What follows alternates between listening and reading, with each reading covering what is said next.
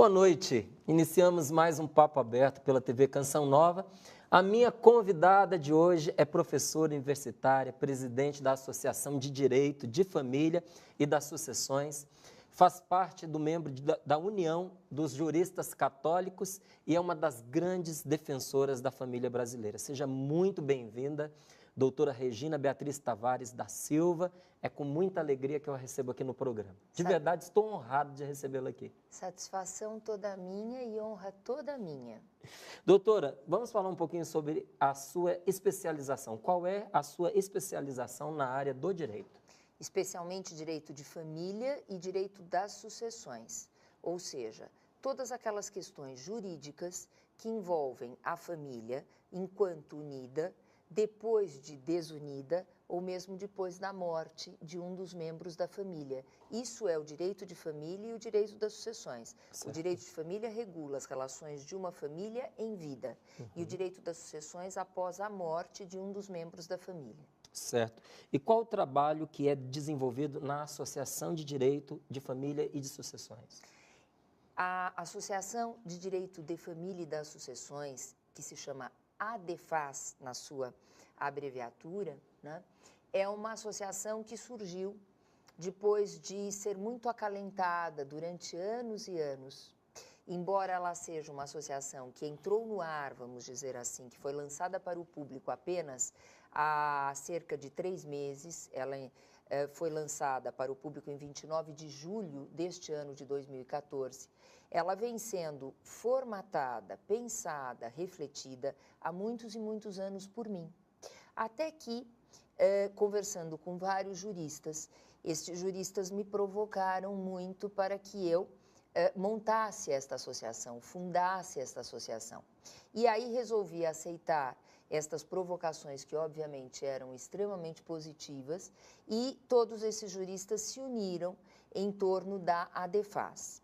Os seus objetivos são os mais nobres, porque tem em vista a proteção da família e, por conseguinte, a proteção dos membros da família. A partir do momento que o direito protege a família, o direito estará protegendo também todos aqueles que compõem a família. Esse é o grande objetivo da ADEFAS, mas nós temos outras finalidades que advêm deste grande objetivo, né? E entre essas outras finalidades estatutárias, por sinal, aliás, eu gostaria de divulgar o nosso portal. Por favor. É www.adefas.org.br. ADEFAS, letra A, letra D, letra F, letra A, letra S. Então, repetindo, www.adefas, com D mudo, adefas.org.br. Nossa associação, Márcio, ela tem em vista, portanto, dentro desse grande objetivo de proteção à família, por exemplo, defender a monogamia. Isso, há um tempo atrás, poder-se-ia pensar, mas montam uma associação só para defender algo que é inerente a uma relação de casamento. Isso era uma coisa que eu ia lhe perguntar, o que mudou? Porque quando você vê que é necessária a organização de um grupo para a defesa da família, a gente se pergunta, não é? Isso não era necessário antes? Como é que era antes, que dispensava, por exemplo, a existência desse grupo? O que motiva isso para esses tempos de agora? A nossa motivação e a necessidade de uma associação na proteção, por exemplo, da monogamia, é devida à existência de um outro instituto, que é o IBDFAM, Instituto Brasileiro de Direito de Família, que vem propagando e defendendo ideias como a implementação da poligamia no nosso país. Então, a partir do momento que estas ideias são de um outro instituto e, portanto, têm uma natureza institucional de um outro grupo de professores, de juristas, de operadores do direito que defende a poligamia, a ADEFAS vem exatamente em defesa da monogamia. É preciso que um outro grupo de juristas apresente os fundamentos do porquê que o direito de família, porquê que o direito das sucessões, porquê que o direito constitucional, que é o direito maior, que vem exatamente da Constituição Federal, que é a lei maior, não se coaduna com essas ideias poligâmicas. E é isso que nós fazemos, ou seja, é isso que nós mostramos. E já que tivemos oportunidade de mostrar, Márcio, junto com a UJUCASP, a ADEFAS e a UJUCASP se uniram e fizeram um ofício que foi enviado ao Senado para combater um projeto de lei que aquele BDFAN elaborou e colocou nas mãos de uma senadora lá no Senado. Nós fizemos esse ofício para demonstrar para os senadores que este projeto de lei não pode caminhar, que ele precisa ser barrado pelos próprios senadores, porque nesse projeto de lei, que é de iniciativa do IBDFAN e que está em tramitação, mas agora mais morosa em razão do nosso ofício, esse projeto de lei chamado Estatuto das Famílias é um projeto de lei que quer institucionalizar em lei a poligamia. Atenta diretamente contra a nossa Constituição? Atenta. Atenta por quê? De acordo com a nossa Constituição Federal, não só o casamento civil, mas também a união estável, que advém, por exemplo, de um casamento religioso, que não tenha tomado as medidas necessárias, as providências necessárias para se tornar um casamento civil. Um casamento religioso, por si só, ele forma uma entidade familiar que juridicamente a gente chama de união estável. Mas pode ser que o casamento religioso se converta em casamento civil, isso é possível. No entanto, voltando ao assunto desse projeto de lei que atenta contra a Constituição Federal, não só o casamento civil, mas também a união estável é monogâmica. O artigo 226 da Constituição Federal diz que existe uma entidade familiar na união entre um homem e uma mulher, portanto, duas pessoas. E esse projeto de lei vem dizer que a relação de família pode ser estabelecida das mais diversas formas, inclusive por meio das chamadas uniões plurimas, que é exatamente a expressão que usam para disfarçar o que é poligamia. É bonito essa linguagem. Você imagina o seguinte, chega para uma pessoa leiga e diz, o IBDFAN defende as uniões plurimas. Que expressão linda! Pois é. O que será isto? Deve ser algo novo, arrojado, deve ser interessante. União plurima é união poligâmica. Tá? Uma das espécies da união plurima é exatamente a união poligâmica, a principal espécie, aliás. Então, esse projeto de lei Estatuto das Famílias precisa ser efetivamente esclarecido no Senado, que é um projeto de lei que é inconstitucional. Não só por isso. Existem outras proposições nesse projeto de lei que são inconstitucionais. Por exemplo? Por exemplo, a eliminação da separação como uma das espécies de regularização de uma situação conjugal quando o casal não pode mais permanecer junto. O próprio direito canônico possibilita a separação quando existe infidelidade, quando existe risco para a vida ou para o psiquismo ou para a moralidade da pessoa. É cânone, é do direito canônico. O direito canônico prevê a separação, né? Chama a separação de leito e a separação de mesa, que é o que no direito se chama separação judicial. Certo. E por que eu digo judicial e não só extrajudicial? Porque é na separação judicial que, assim como no direito canônico se possibilita a separação, o direito possibilita a vivência das pessoas sob tetos separados. Mantém-se o vínculo conjugal. As pessoas separadas no direito, perante um juiz de direito, não podem se casar novamente. Certo. Porque mantém o vínculo, mas dissolve a sociedade conjugal, ou seja, dissolve o leito e dissolve a convivência sob o mesmo teto, dissolve a mesa.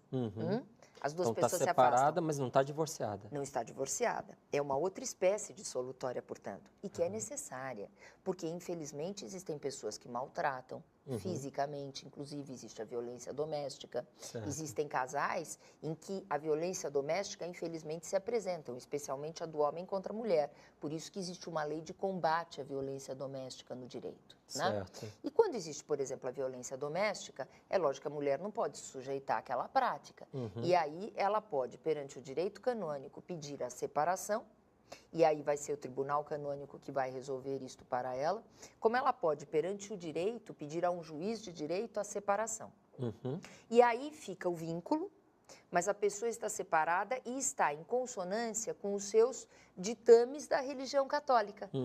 Esse PL, Estatuto das Famílias, quer eliminar a separação, deixando somente o divórcio como forma de regularização destas situações. Conclusão. Quem é católico e não aceita o divórcio, por conseguinte, será obrigado a ele. Será obrigado a se divorciar e abrir mão do seu credo, porque o direito canônico não possibilita o divórcio. Isso que a senhora está falando, doutora, é muito importante, porque muitas vezes os católicos não conseguem ler as coisas desta maneira, não é? Então olham esta situação apenas através de nomenclaturas. Parece que são apenas nomes diferentes para a mesma situação, quando, na verdade, a condição é inteiramente diferente. Totalmente. Né? E a gente não percebe para onde a gente está sendo conduzido. Então, eu quero agradecê-la mais uma vez por esse esclarecimento, porque ele é de suma importância, sobretudo para os cristãos. Exatamente. E você falou bem, para os cristãos, porque assim como no catolicismo, o direito canônico não aceita o divórcio, entre os evangélicos também o divórcio não é aceito. Então, nós não estamos falando só para os católicos. Católica. Nós não estamos dizendo que aqui nós estamos querendo fazer o Estado não laico, o Estado que esteja atrelado ao que pensam os religiosos católicos. Não é isto. São os cristãos, via de regra, portanto, os católicos, sem dúvida nenhuma, e muitas correntes evangélicas que não aceitam o divórcio. Certo. E é por isso que a Constituição Federal tem um dispositivo em que ela prevê expressamente, por isso é inconstitucional a proposta do IBDFAM por meio desse Estatuto das Famílias. A Constituição Federal tem um dispositivo no artigo 5º que diz: é direito fundamental a liberdade de crença e o exercício de direitos em razão da crença. O que significa isso? Dentre esses direitos, o direito a se separar e não se divorciar. A partir do momento que a separação for eliminada, a inconstitucionalidade está implementada. Por quê? Porque, como você bem respondeu, o católico ou o evangélico mesmo, o cristão que não aceita o divórcio, ou qualquer outra pessoa que mesmo sem religião não aceite o divórcio, existem. Pessoas que não querem a dissolução do vínculo, que preferem apenas um afastamento, que pode ser ou não provisório, pode ser ou não temporário. Há pessoas que não são nem pela religiosidade, são pessoas que são até agnósticas e preferem o quê? Um afastamento temporário. Por quê? Se quiserem depois retomar o casamento, basta uma petição em juízo dizendo: a sociedade conjugal é retomada, de comum acordo. Olha só. Então, por todos esses motivos, a Constituição Federal prevê expressamente que o direito de crença e o exercício de direitos relativos à crença ou oriundos da crença têm que ser preservados. Se eliminada a separação, o exercício do direito à regularização do Estado Civil pela separação estará sendo violado. E aí a inconstitucionalidade, mais uma vez, desse projeto de lei, que nós demonstramos também naquele ofício que adveio de um parecer meu e que foi adotado pela DEFAS e pelo JUCASP num parecer conjunto.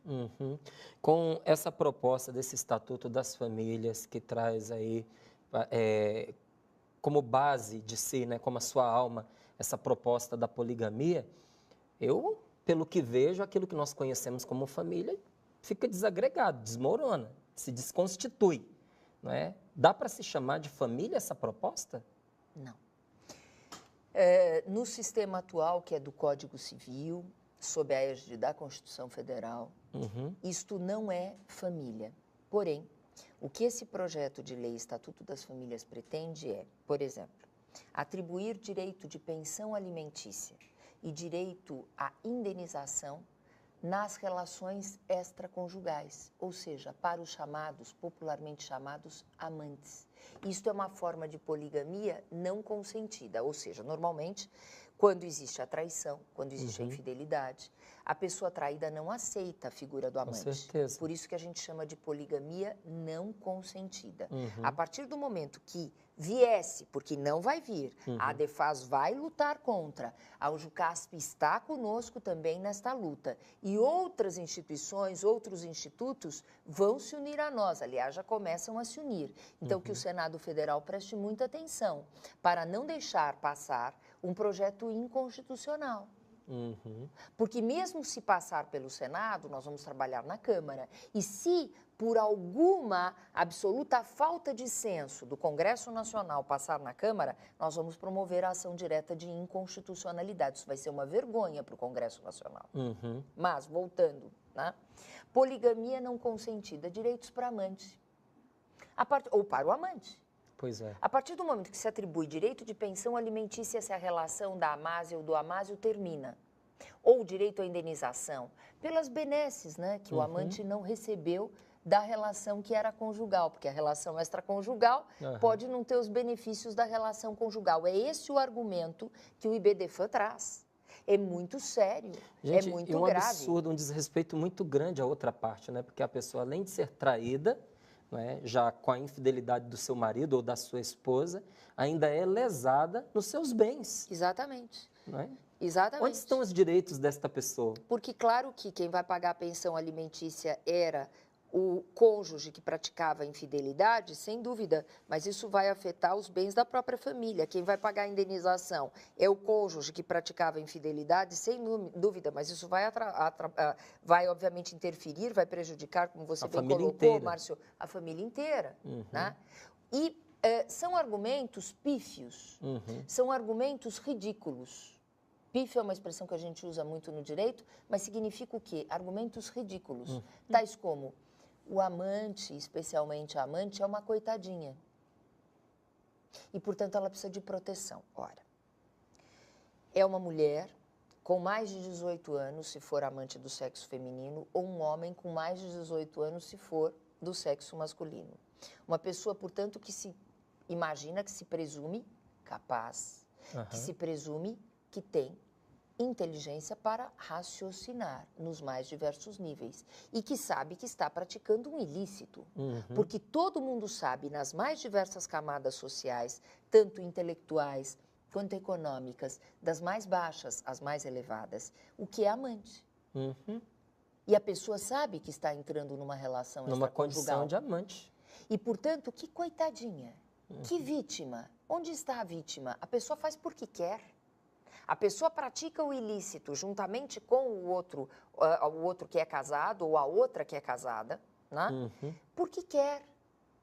Então, a partir do momento que existe uma relação ilícita, voluntária, espontânea, ninguém é forçado a isto, é uma vontade espontânea, ser amante, que arque com os ônus de ser amante. Dentre esses ônus, o direito brasileiro hoje estabelece o seguinte: amante não tem direito nenhum.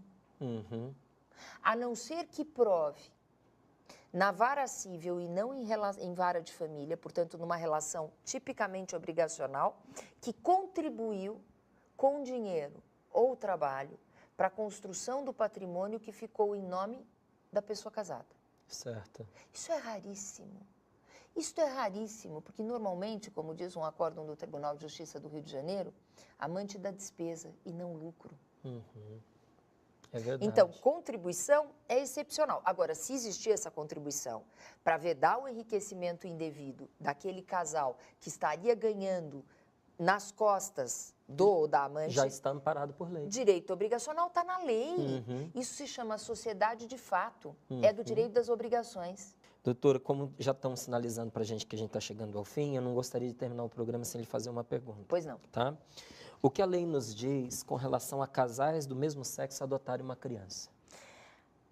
É muito interessante essa pergunta e daria efetivamente um programa. Aliás, eu provoco você nesse sentido, Márcio. E já aceita a provocação. Por quê? Porque essa foi a minha tese de pós-doutoramento.